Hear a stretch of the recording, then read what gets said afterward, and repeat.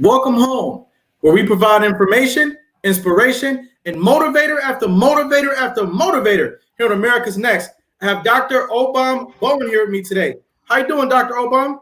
Well, Cedric, if I was any better, I would be half as good looking as you, but I'm still working on it. I'm working on it, my friend. How are you? Thanks for inviting and having me here today.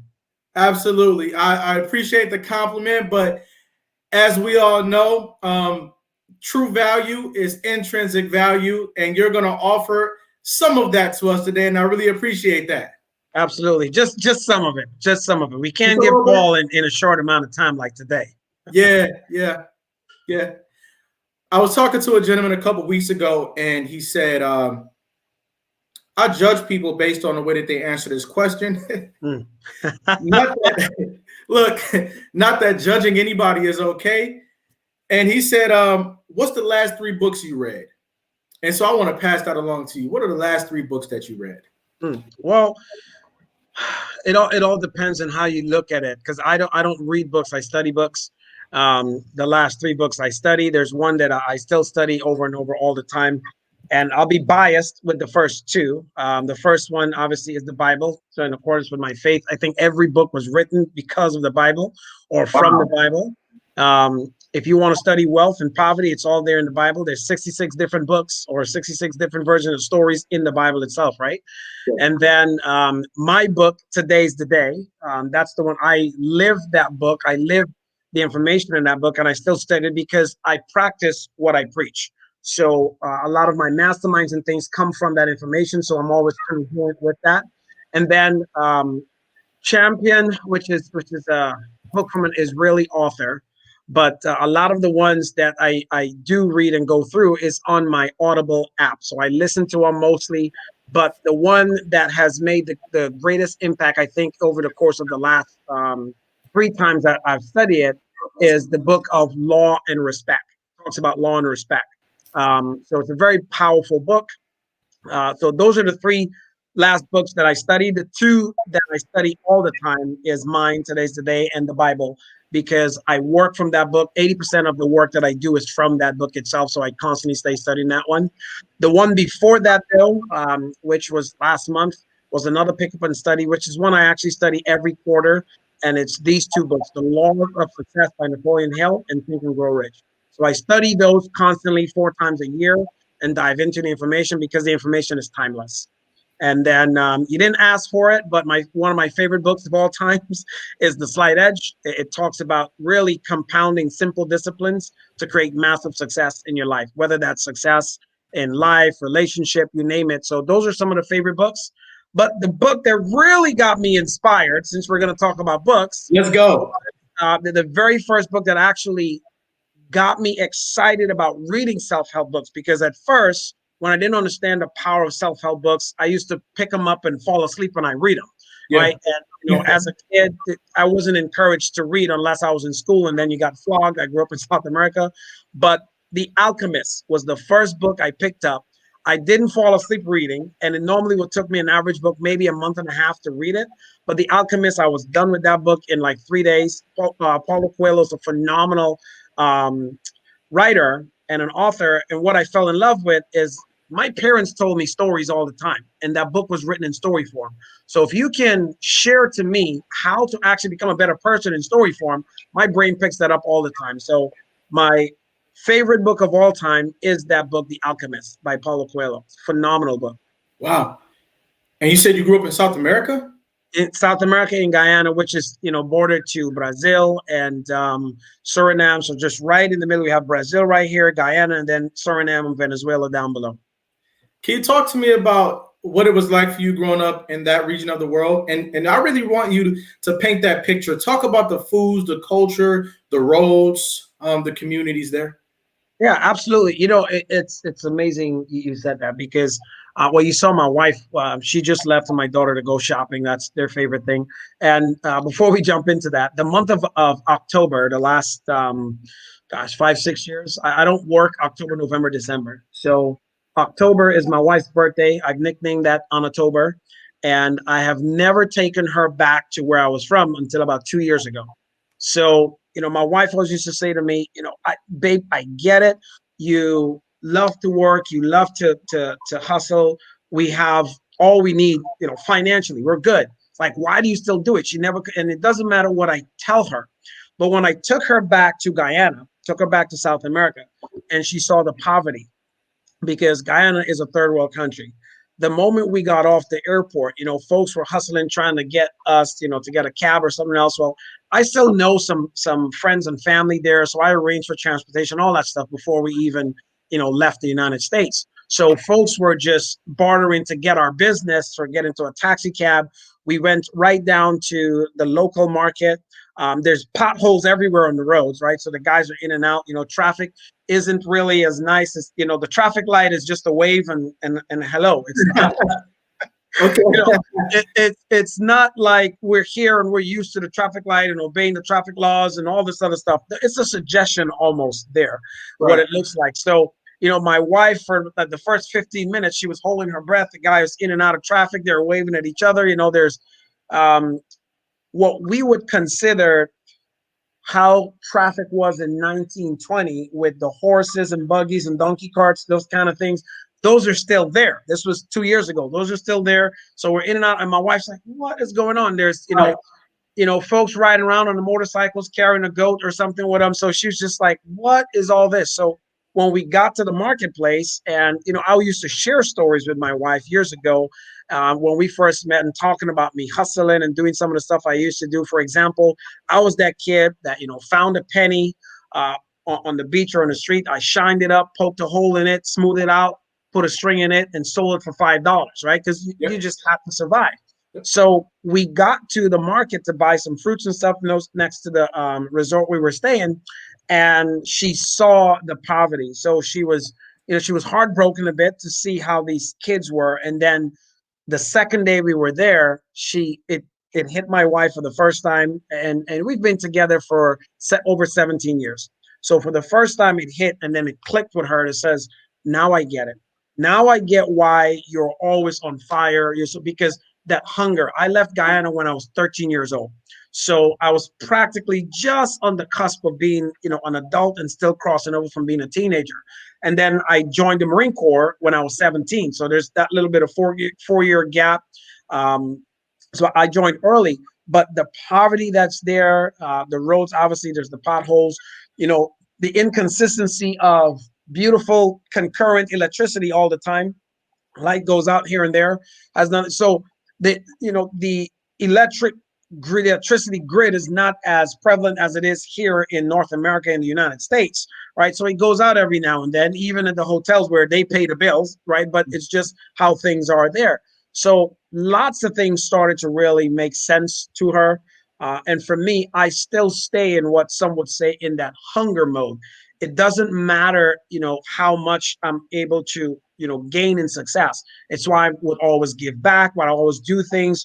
We have several of our own charities and nonprofits that we run, but all those things require funds. And if you don't have enough funds to do the things that your heart wants you to do, then you can't have it. So a lot of that made sense to her. And that's what my childhood was. So going back, did three things. For me, it helped give me some clarity and perspective again on where I am in my life. And the truth is, I spend so much time in the United States and traveling around the world and doing all these things. I almost forgot what it felt like, being back home in Guyana, where I'm from. And the last time I was back there was about 20 years prior. So when I went back, the second thing it drew me in. So, and it's important to go back from the beginning, because I also went back and I took my wife to the house where I grew up. And the house, even though it's 20 years later, is still no different than what it was back then. I remember the same holes in the house that you could see out. We went there and I showed her those same exact holes. And, as a kid, I remember the house being pretty big, but going back as an adult, I'm like, whoa. And I'm the last of 13 kids, right? 2 bedrooms, 13 kids. And I was like, 13 of us lived in there. It was insane. So, the other part is, here in the United States, we don't think about things like, a septic tank or sewage and all this other stuff. But, there was no internal, bathroom for septic. You had it linked to the septic tank. So all these things kind of just a flooded back of emotions, and had a huge appreciation for the things in a first world country that's different than a third world country. right? So then my wife also got a little bit of that appreciation too. So it was so amazing, and which makes it something for us that we're going to go back, every 2 to 3 years. We're going to take our American born kids and show them, Yep. those things there. We've went to, several countries with our girls now, who are now 18 and 20. And it's always different, because sometimes I myself even forgot, because you're there, you're visiting. But when we went to Guyana, where I'm from, and there's a different sense, which the third piece was a different sense of emotion connected, right? The emotional connection to that place than when we're visiting, like somewhere like Ouagadougou. I went to Pretoria and other different places all around the world, in Mexico, some parts of Mexico. Every country has its places that are less fortunate than others. But when you go back to where you're from, and now it's like, okay, we need to take our kids there so that they can see the root, the origin from whence they came, and how, the life that they're living now. Anybody can go through something to become anything, if they have desire and faith, and they're willing to pay the price to get whatever it is life that they desire, right? Absolutely. So, man, you talk about opening up a can of worms. When we went back there, it was a whole different story. But what that did for my wife, it gave her perspective to kind of look into what life I lived, and why I'm always hustling, why I'm always flowing. Why, we've built 30 different companies together. We sold 22 of them. We still kept 8 now. And, I just recently started a new opportunity, something. I'm always doing something. Once I pick one thing up, I master it. Then I pick something else up and I master that. But my passion is always teaching. So that really drew a lot out of me. And I think the fire I got from that 2 years ago is going to drive me for another 3 years or Yeah. so. So within every 5 years, I'm going to go back just to get that spark. Mhm. When you were young in South America, did you know that y'all were living in that type of an infrastructure? I mean, did you know that the life that you were living was not the life that people were living around the world? Did you know? Well, through the power of television, you wake up pretty fast, right? So, we didn't really know and realize that until, and here's what's funny. I knew there was a better life. And my family, like, we couldn't afford a television. Television was a very expensive thing back then. But one of our neighbors across the way, they had a television. And, we used to watch the television from our house, from their house to the window, So, like, if me and the other kids next door, we were friends, and if we had a fight, they'd close the blinds so you can't watch TV that night. It was tough. So, it paid to be good to your friends. Yeah. I learned a very valuable lesson younger, at a very young age. It pays to be nice to people, because you never know what's going to happen. So, I used to watch from my window into someone else's window what life was like in American pay, really close attention to things, right? Yeah. So here's one of the things that's funny, because, like, the light switches, things that you don't think about in the United States. When you come in, it's an elbow's distance right there. Most of it on the left hand side. As soon as you come in the door, the light switch is right there, right? So I've watched all the movies and the Cosby Show and everything else where the light fixture was always there. So when my mom and I, we got to the United States, our first apartment was in Brooklyn, New York, right? Living down in Crown Heights area. So we lived in this 12-story apartment. We lived on the third floor, and my mom and we left Guyana. Right now I'm in Orlando, Florida. So it is nice and warm here. I live in Atlanta. We moved here because I don't like the cold. That's why I go on vacation to warm countries. I was born in a warm country, so I like staying warm. But we left Guyana in November and got to New York in November. In New York in November, it's snowing, right? Yeah. So Cold. Yeah. I'm freezing. I've never seen snow in my life before. And then, we walked into the door, and I just flipped my hand and switch on the light. So my oldest brother, he asked, "How did you know that was there?" I was like, "From TV, man." Right. But it was so crazy, because through television, I learned a lot Through television, I learned what life could be like, the possibility. And I used to watch like Guyana. Well, back then they do now, but back then they didn't really have pizza.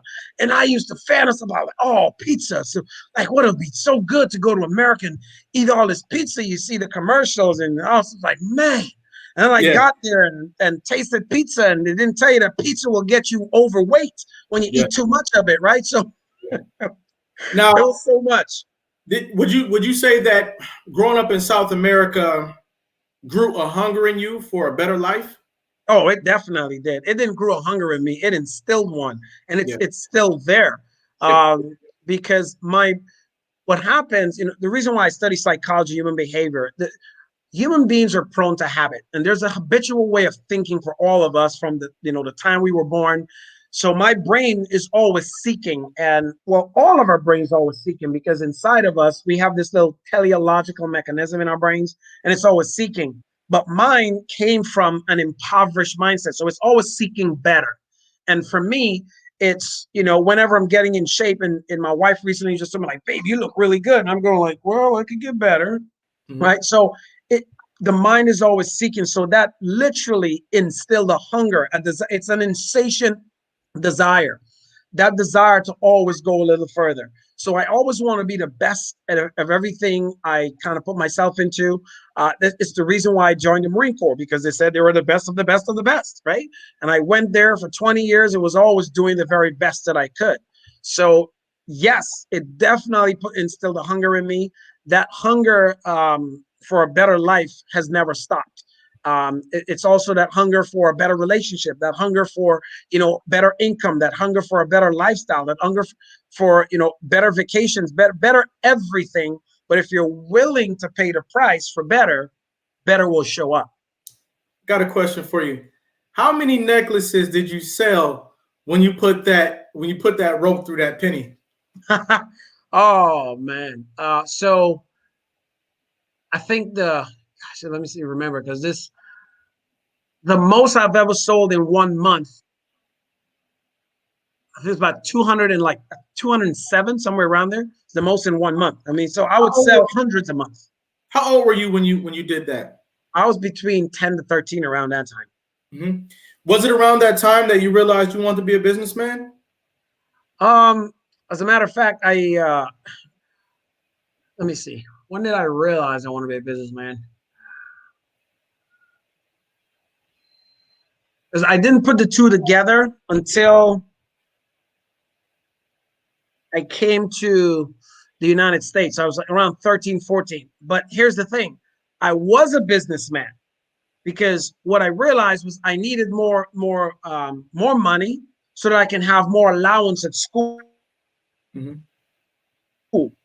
My dad, remember, I was the last of 13. So my dad couldn't afford to give us all an allowance. So we pretty much had to fend for ourselves for certain things. But what I did was I started a business by having some of my friends. We went out when I left school, we walked all the way home. And it was, when I say all the way home, probably about 2.5, 3 miles from school to home. And we would just find and pick up all the pennies. I did that by myself. And then I found a few other friends, and I share with two of my really good friends. I say, here's the deal. If you guys help me pick up the pennies, we get home, we'll shine them up, and we'll go sell them. And I'll give you guys half of everything. So basically, I was producing 3 times more now, Hmm. and they were helping me make and sell them.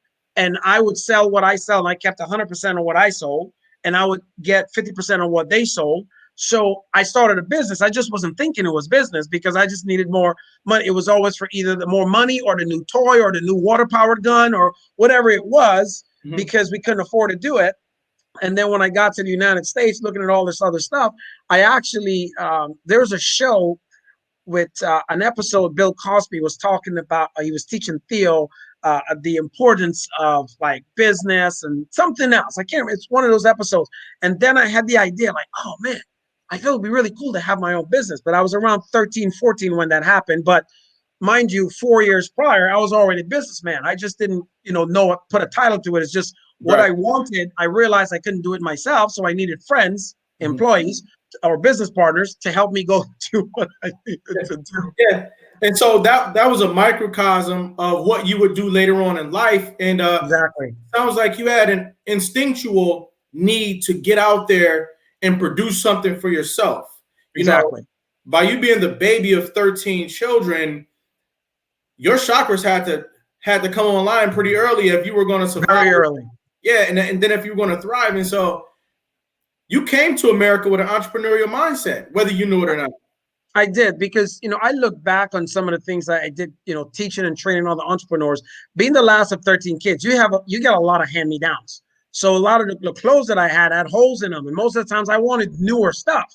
So I had to work to get it if I wanted it, right? So Yeah. that entrepreneur spirit was in there. I just didn't realize it, because if I wanted something, I knew how to go get it.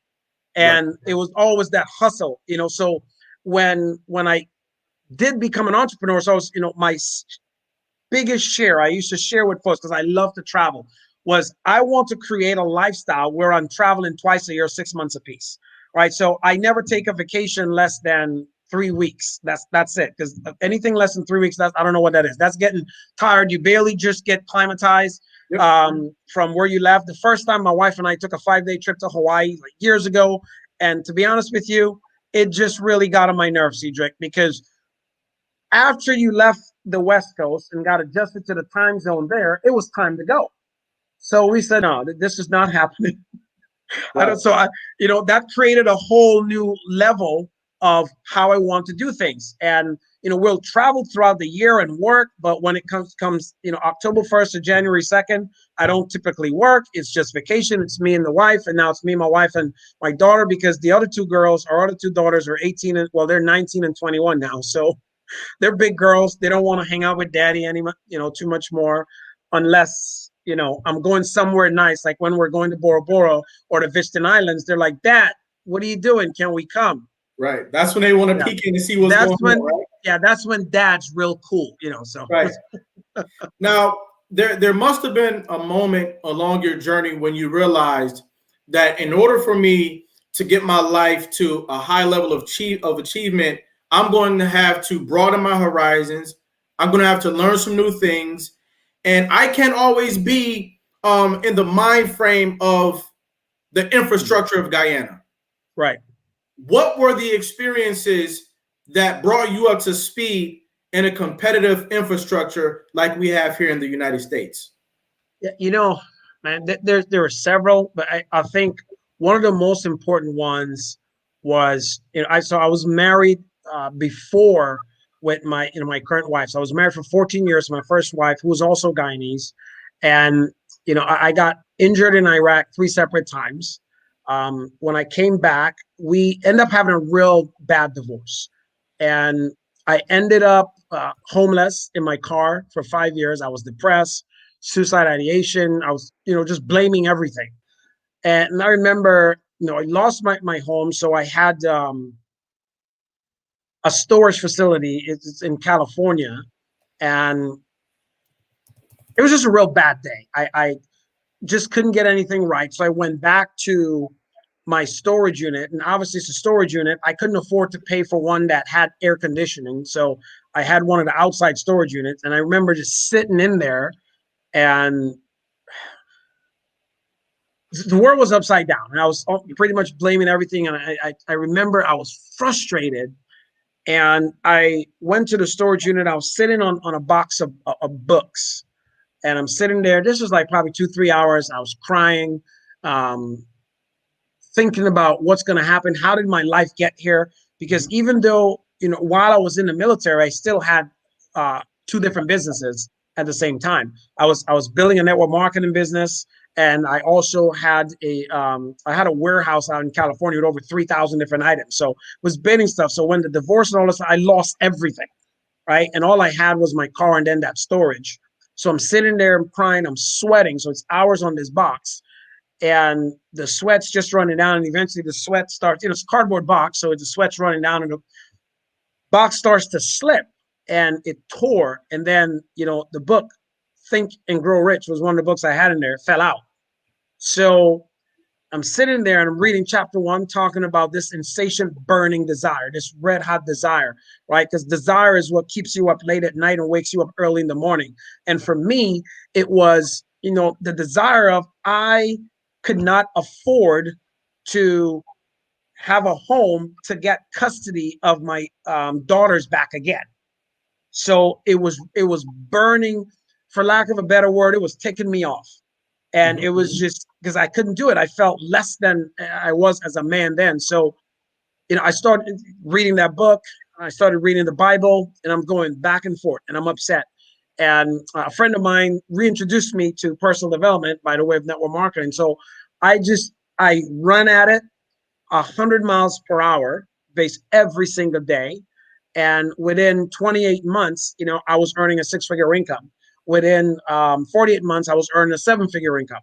So that changed everything. That was the catalyst. That it was there. I was sitting on the precipice. Literally, the stuff I should have put in my brain, I was sitting on.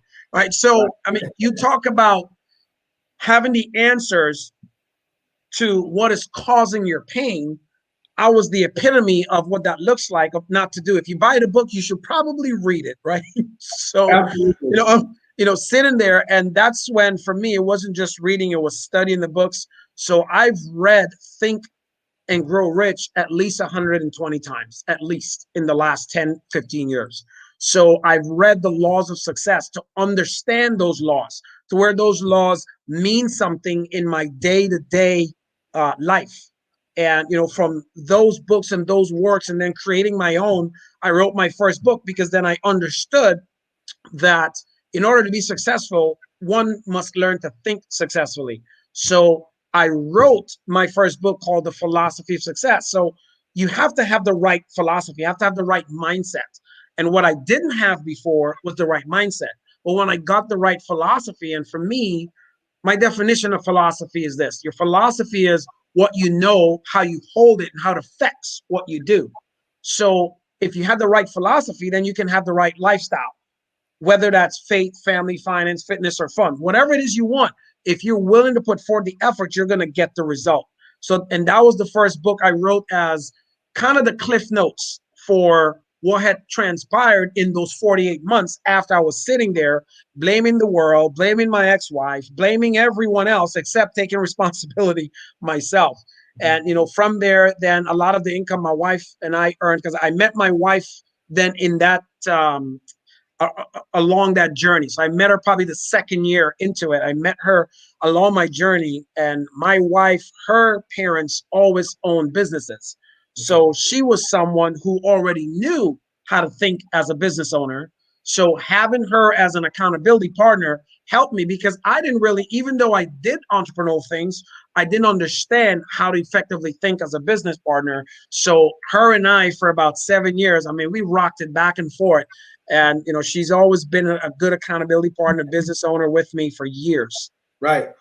Ladies and gentlemen, we're talking to Dr. Obam Boehm, and he is a prime example of how you go from nothing to something and beyond. So what I'd like you to do is let somebody know, let a young adult know, let a grown man know, let a grown woman know, somebody that you care about, that we're talking to someone who's telling a story that's going to have something in it for them. And I'm going to give you about a minute and a half to do that, because we're going to take a brief break and we'll be right back. Right.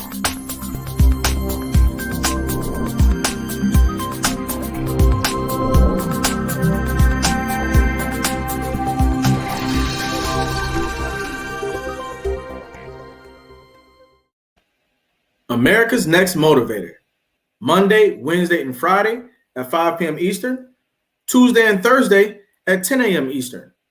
America's Next Motivator, hosted by me, Cedric Riley, and sponsored by the Pride Empowerment Network.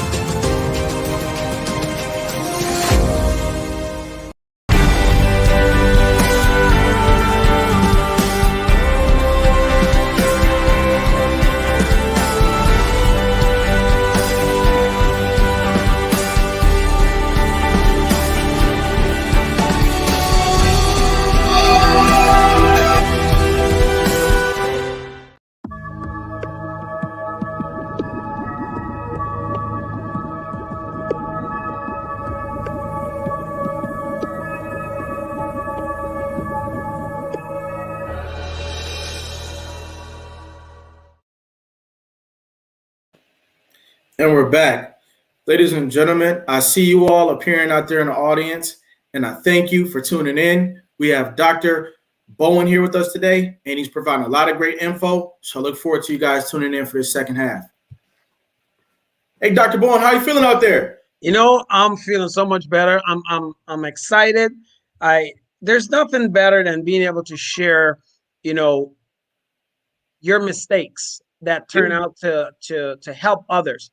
And whenever I can help someone else out from my mistakes and help them to avoid making the same mistakes, it's a good day. Absolutely. I love talking to successful people. I never ask them really how they get success. I always ask them about all the mistakes they make, because there's more value in how they messed it up than how they did it right. How they did it right is what got them where they're at, but how they messed up is where they actually really learned from. So I love being able to share and save someone else some heartache, some trepidation, and all the stuff that I faced when I was down going, I don't know, it's going to work.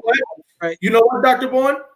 What I like about this juncture right here is that there are 445,000 youth in a foster care system right now as we speak. There's even more around the world.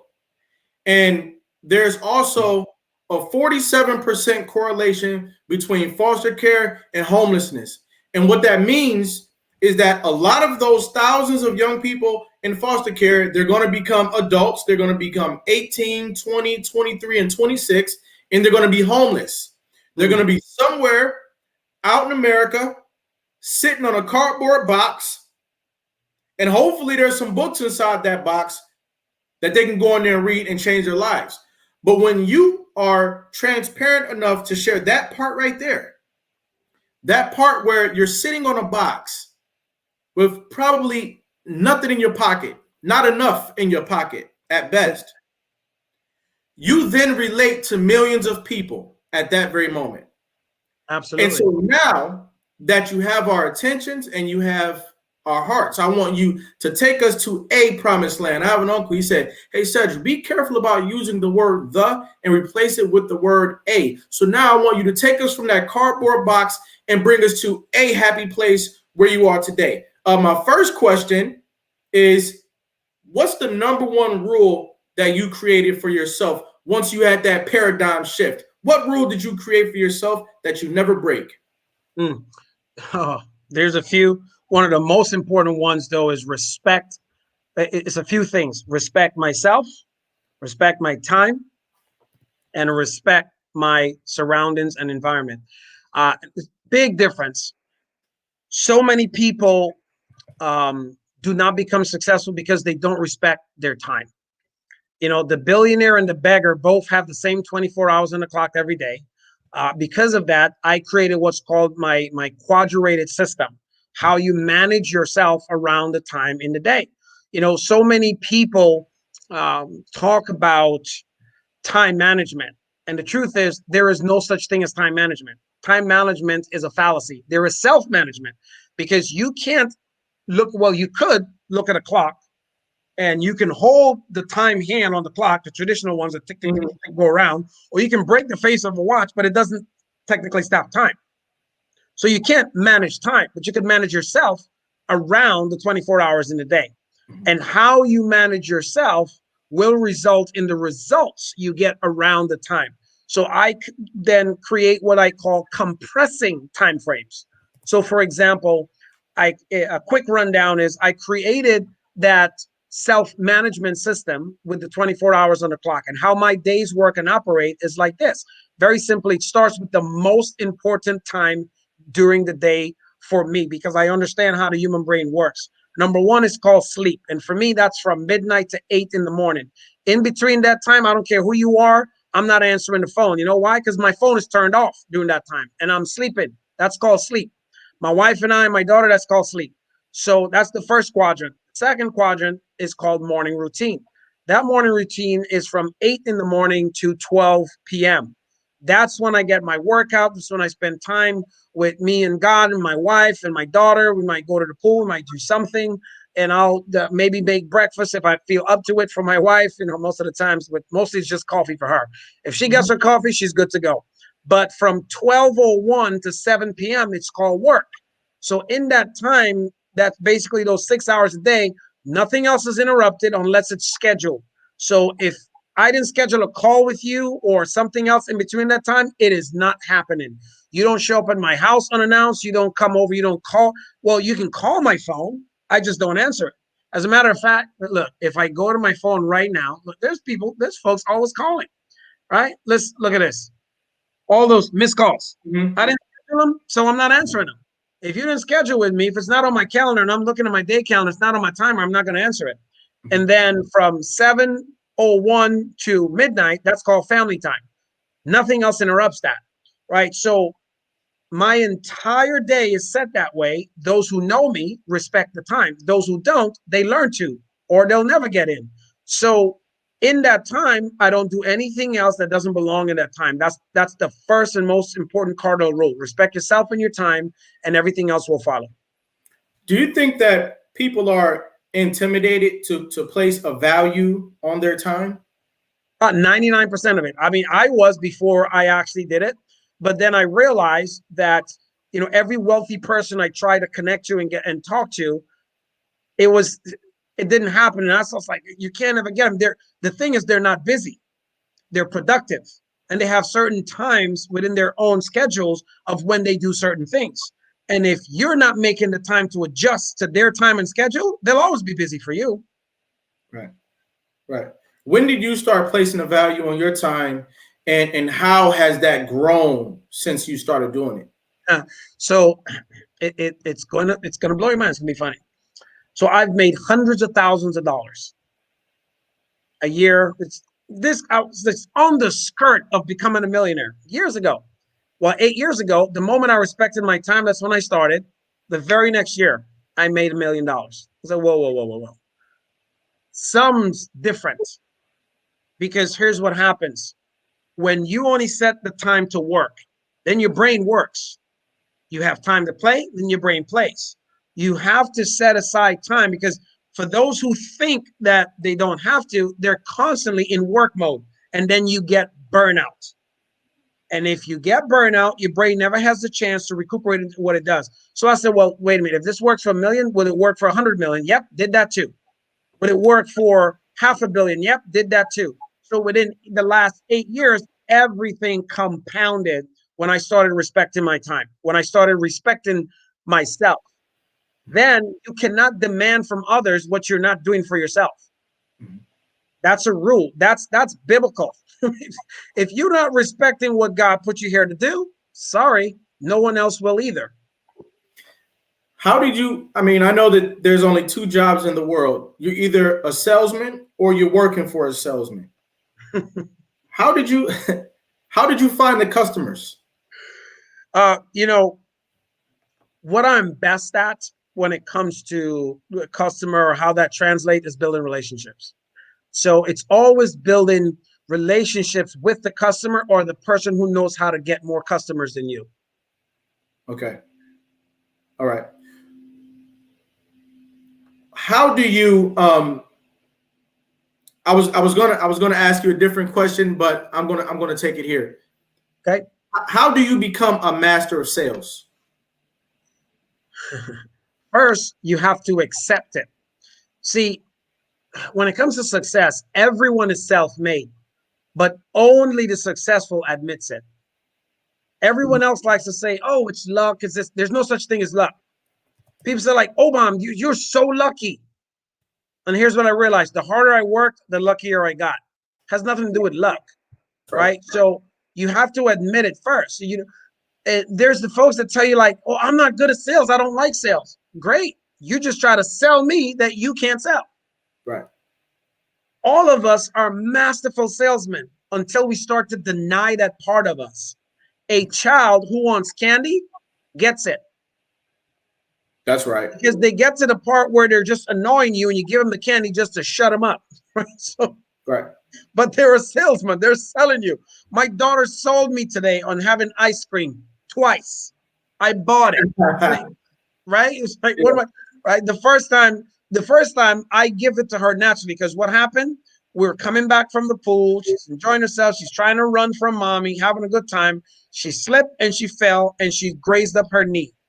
So in order to basically to get her to stop crying, I says, Miracle, you want ice cream? She said, oh yeah, ice cream. Stop crying right away. Right. So we got home, we give her the amount I think she needs. Then, you know, she's already got it. It's sugar. She's good. Mm-hmm. And she goes, Dad, more ice cream? Oh, yeah. I was like, baby, you had enough. Would you like broccoli? No. Okay. Would you like some chicken? No. Rice? No. Noodle? No. Ice cream. Yep. I already know where that's going. Now it's going to be a battle of wits. So I'm like, you know what? Here you go. Some more ice cream. And then I said, all done. And whenever you say all, we've trained her. Whenever you say all done, all done. Well, I didn't say the first time. So she knew that was cue to ask for more, which she did. So she asked twice and got the sale. And some people are not used to asking for the sale until they get the sale. And that's okay sometimes if you don't get the sale. But you have to understand, you're selling or being sold. That's right. Do you think that it's possible to create new markets? You know, it's possible to create new verticals.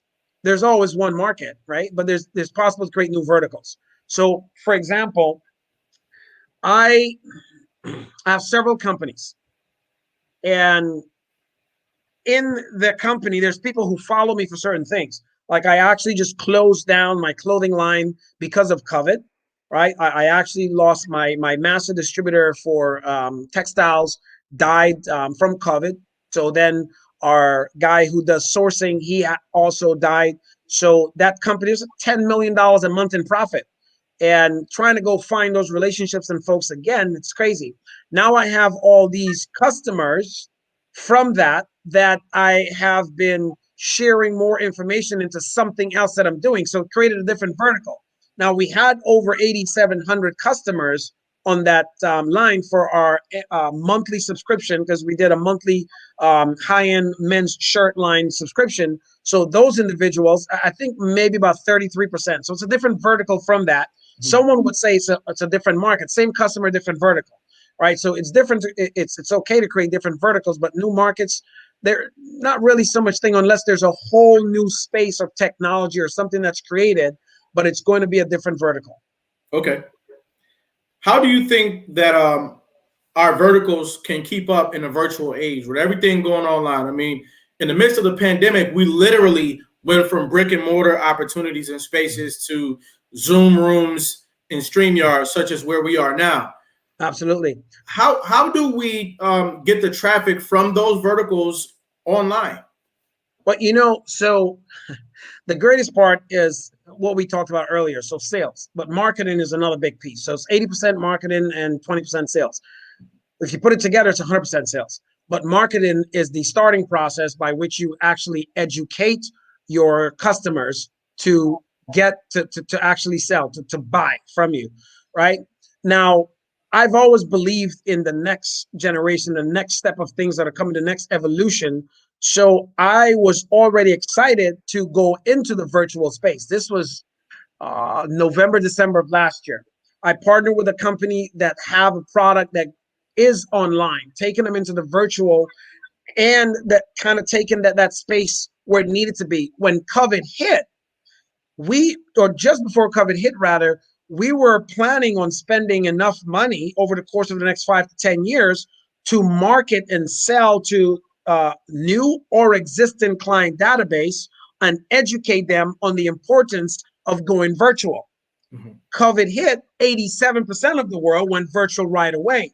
So that took down that 3 to 5 year mark that we were going to run and brought it in within 7 months. We exploded in the last 7 months because everyone was forced to be online. So the market awareness we took 10 years that we had a plan for and collapsed it in 7 months.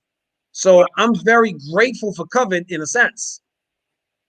Would you say that when you look at the silver lining in an era like COVID-19, would you say that it's caused a growth spurt in you as a businessman? Absolutely.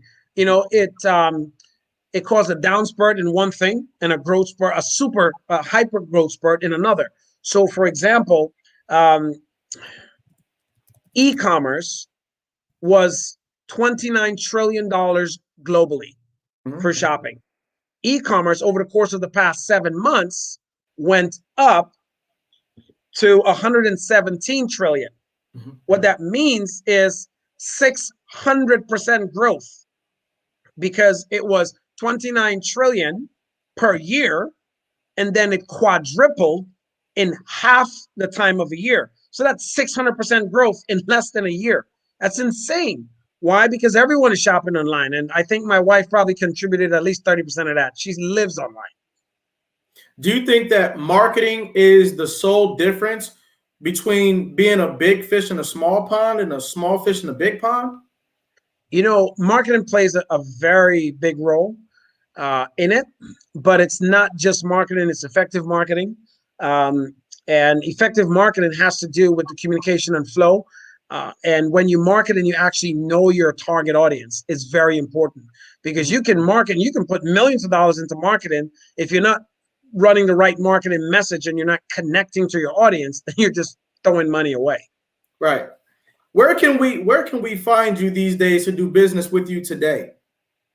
You know, it's so the best way to find Dr. O and figure out all the other things that might of interest you, because there's so many places I can send you and so many companies I own. The best way would be you could either Google me, or as my older daughter says, I'm Googleable. So you can Google you can Google me, or you can find me on social media, Facebook, either my regular Facebook page or my fan page. It's one of the best ways. That way, from connecting and sharing and talking with others, I'll, be able to find out what I can do to help and serve you, and which either one of my businesses or services might be a benefit for you, or a chance to connect you with someone in the community, whatever. But I love helping people. So the fastest way would probably be on social media.